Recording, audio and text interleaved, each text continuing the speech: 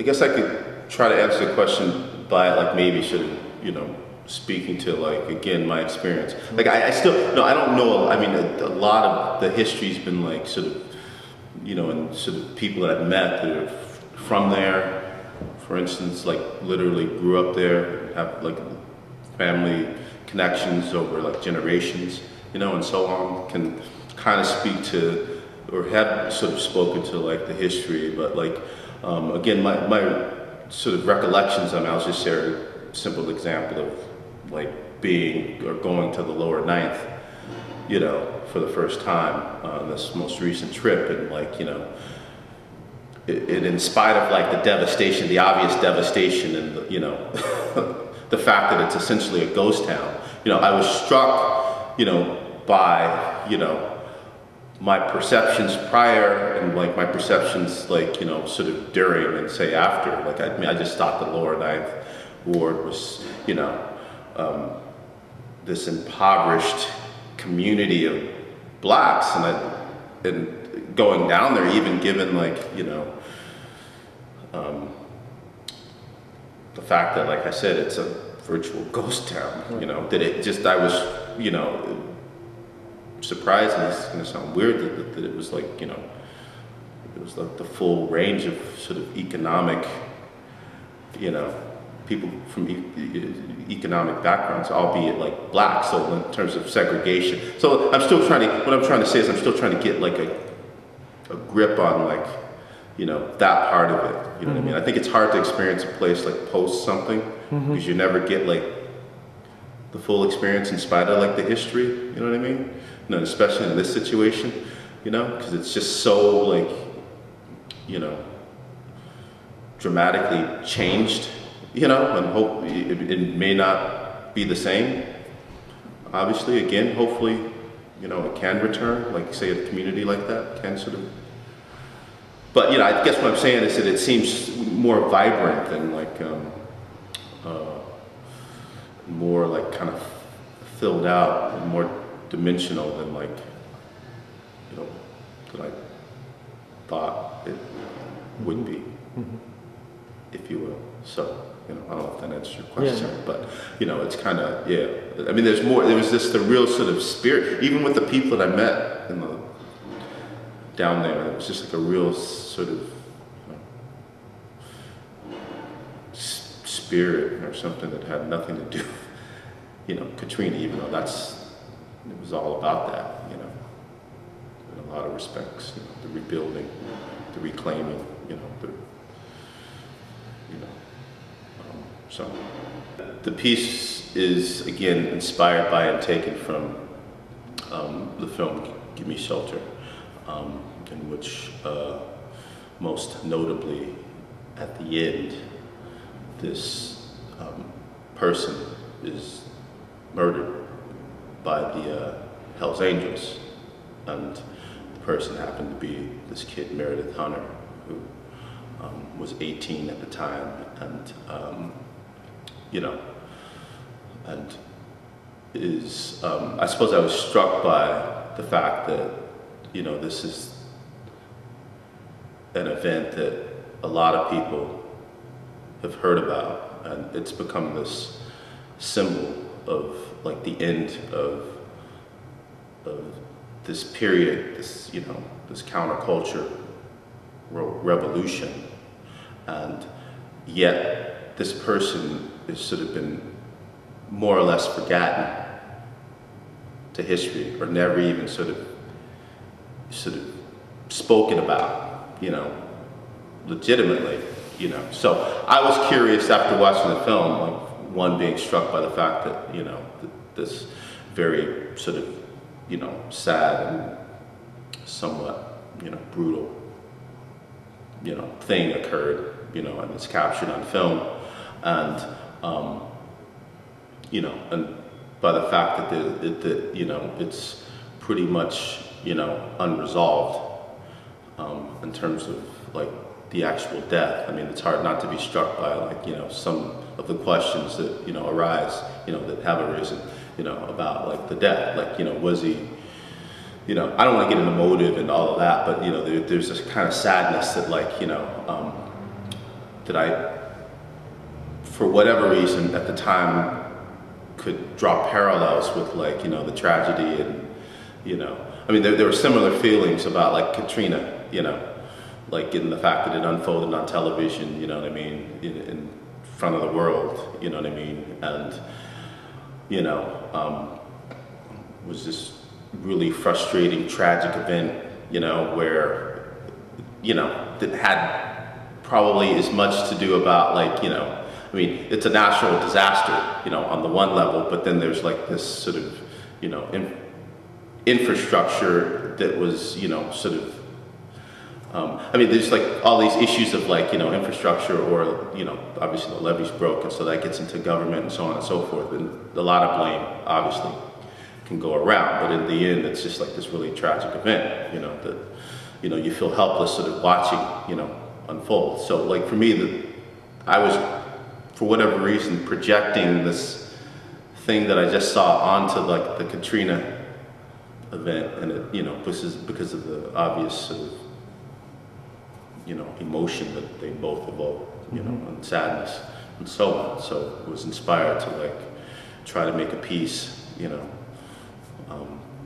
maybe inspired is not a good word, like compelled to make a piece, you know, utilizing this footage and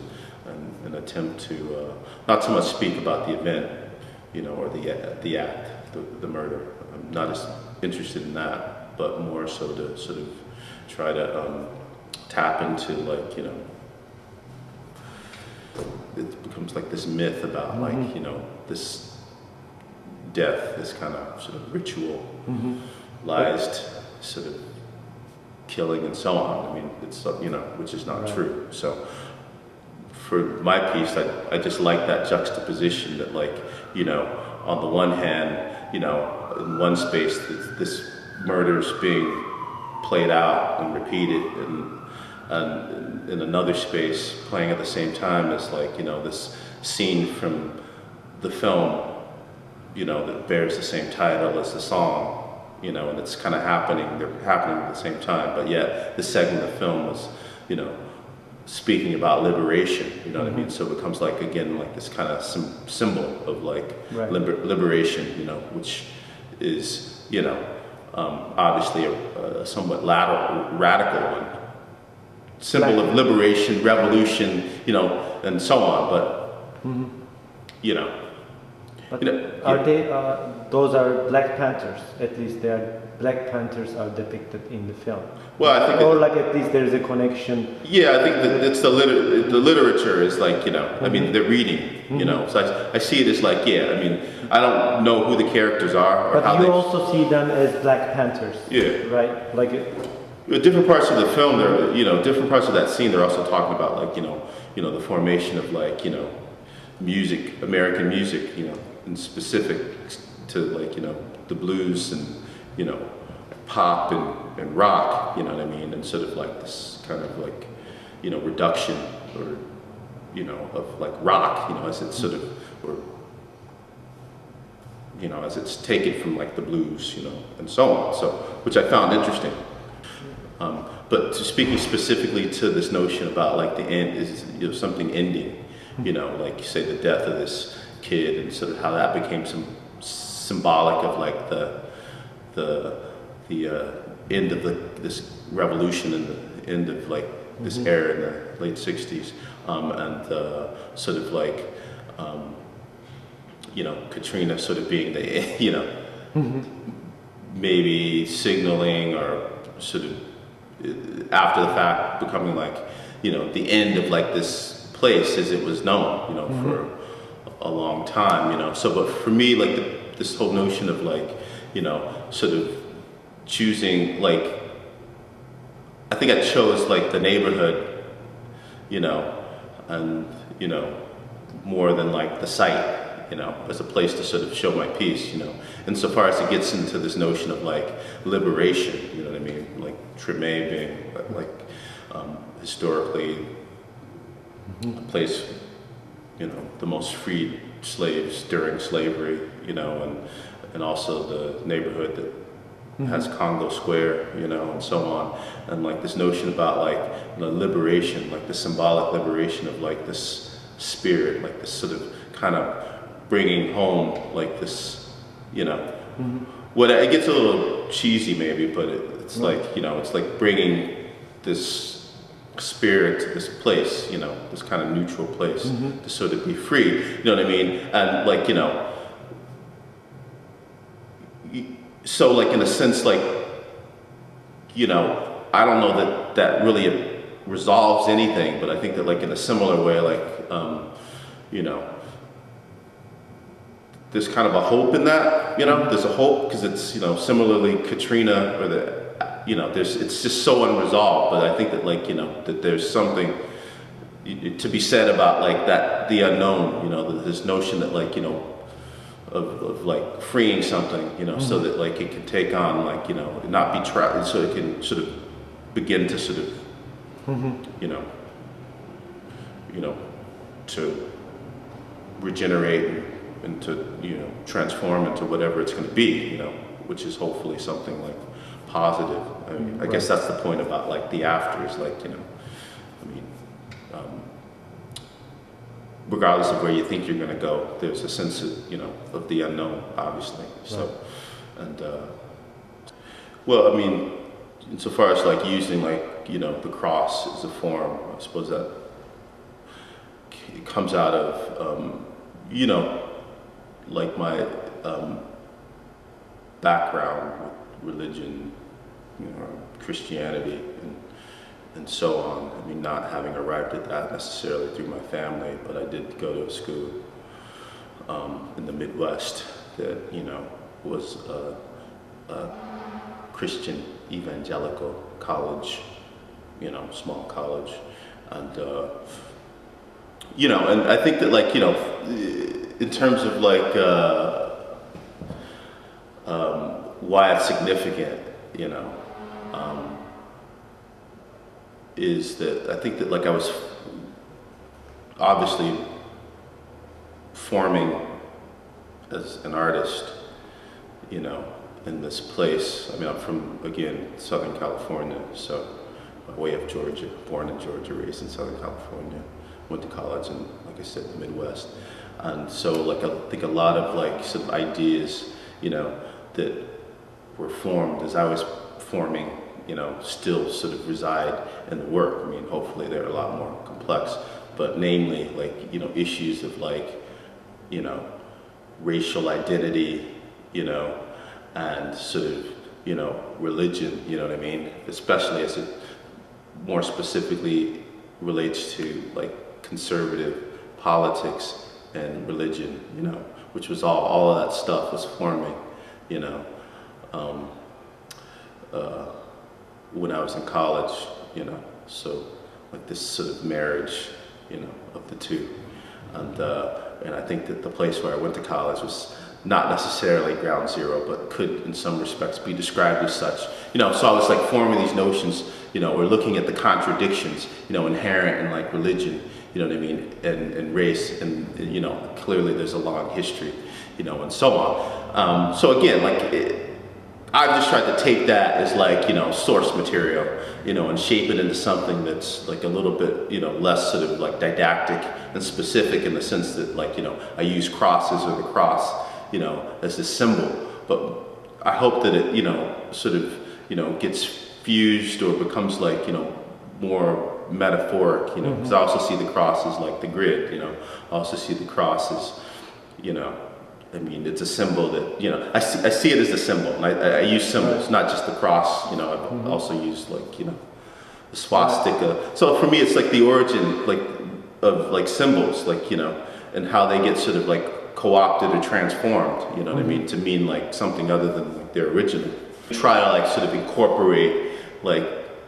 you know, I try to play with like the sort of, you know, subconscious, you know, potential, you know, for the way that like these symbols are like sort of, are, you know, they're in like everything, you know. I mean, again, just taking the grid, you know, like, you know, just the, you know, I mean, you know, so like for me, it's like I'm attempting to sort of make reference to that fact, or again, it's like how things are changed, how forms are sort of all around us, what I mean, and they're I see X's and stuff, I see that's also the cross, but it's like the blues, like the sort of, there's that folklore about the crossroads, what I mean. So like there is like this kind of symbolic and metaphorical aspect, but there's also like about transformation of symbols and sort of trying to integrate that in the work in this not subliminal, but like in a more fluid way, so that it's not like, but so that it's both obvious and not obvious at the same time. I like to sort of take things and sort of, it's like play, I like play with it, like, I don't, it's not to sort of,